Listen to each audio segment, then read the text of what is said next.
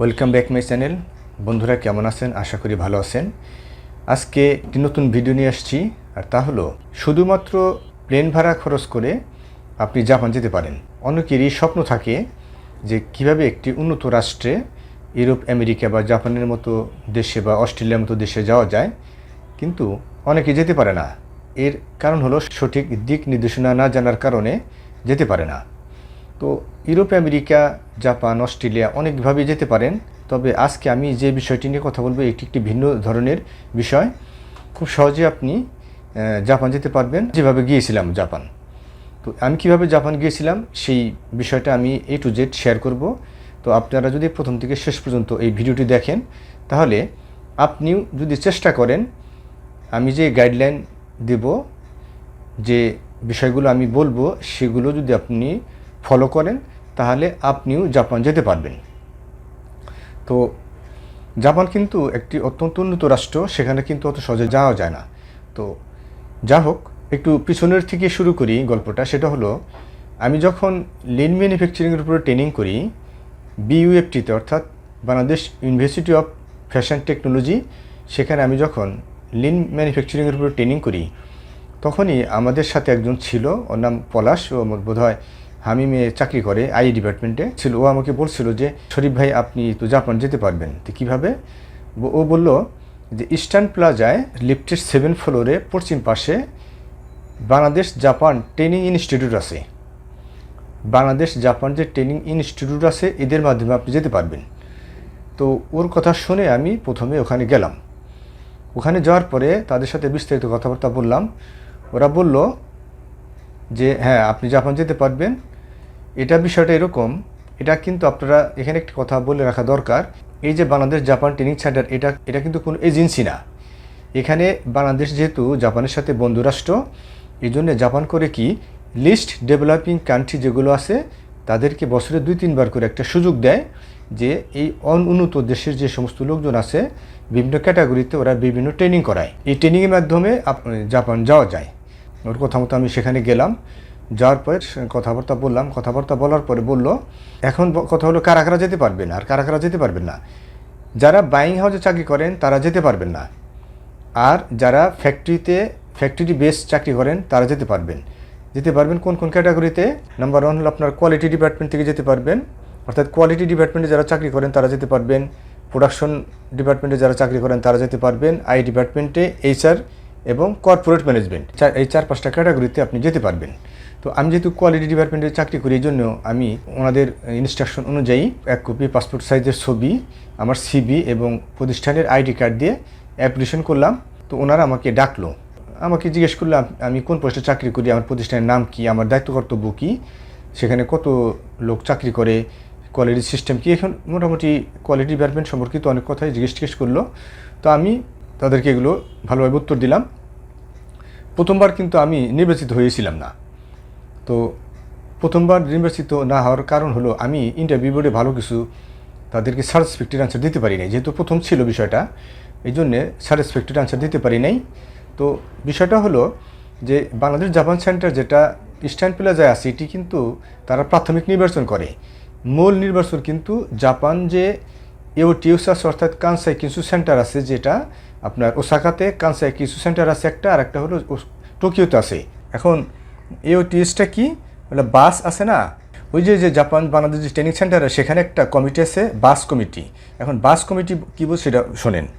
বাস হচ্ছে Bangladesh AOTS আলমনি society. এখন AOTS বিষয়টা কি সেটা একটু বলি।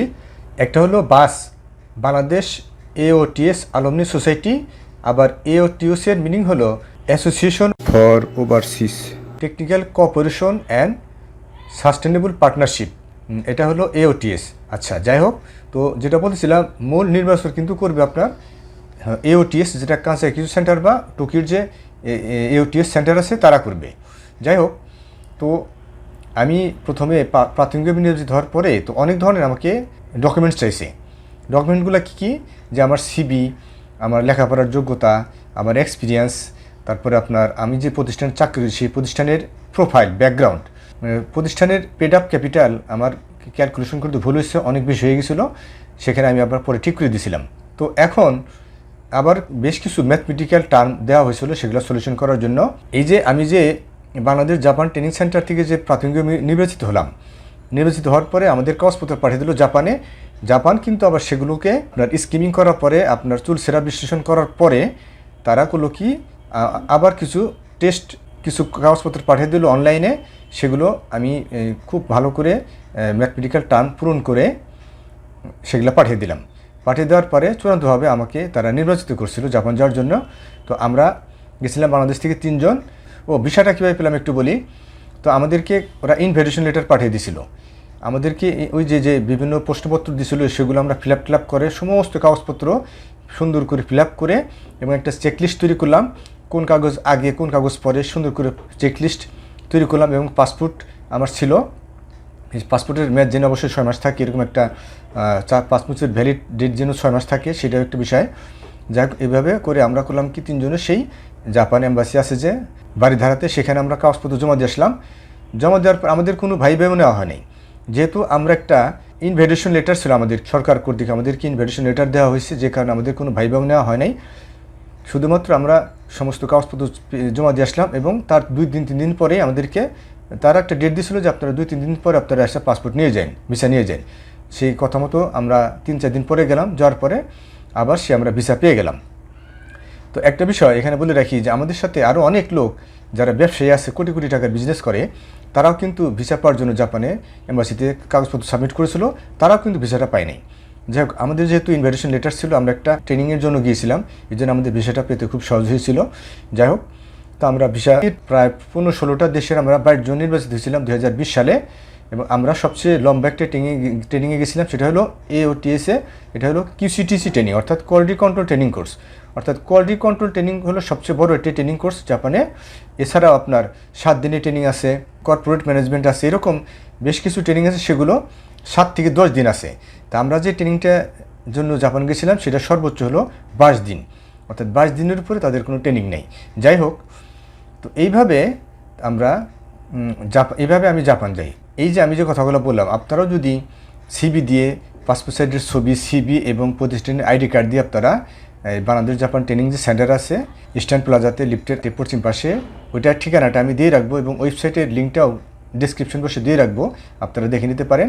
তো আপনাদেরকে মাঝে মাঝে ভিজিট করতে হবে, বছরে 3-4 বার করে ওরা এটা অপরচুনিটি দেয়।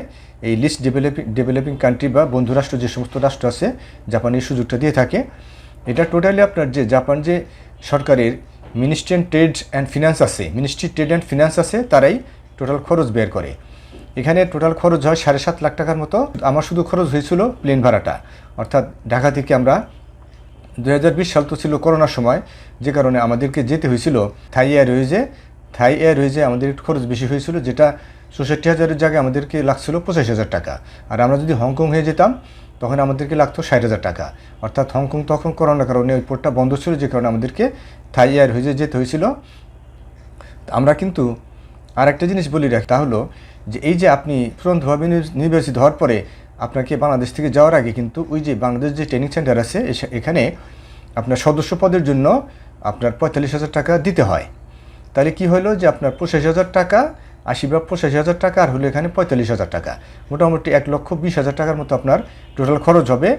আর আপনি ওই জাপান যাওয়ার পরে কিন্তু ওই যে AOTS যে সেন্টারটা আছে, ওরা কিন্তু আপনাকে আবার আরও সম্মান হিসাবে বা ভাতা হিসাবে প্রায় 38,000 থেকে 40,000 টাকা দিয়ে দিবে। তার মানে কি, ঘুরে ফিরে আপনার সেই প্লেন যে ভাড়াটা এটাই খরচ হবে শুধু। এখন বিষয়টা হলো যে এই যে আমরা যে গেলাম, যার পরে বিশ্বাস করেন যে আমাদের জাপান না দেখলে বিশ্বাস করা যায় না যে জাপান কতটা ডেভেলপড, এবং এই ডেভেলপডের পিছনে কিন্তু কারণ আছে। তো যাই হোক, ওদিকে না গেলাম।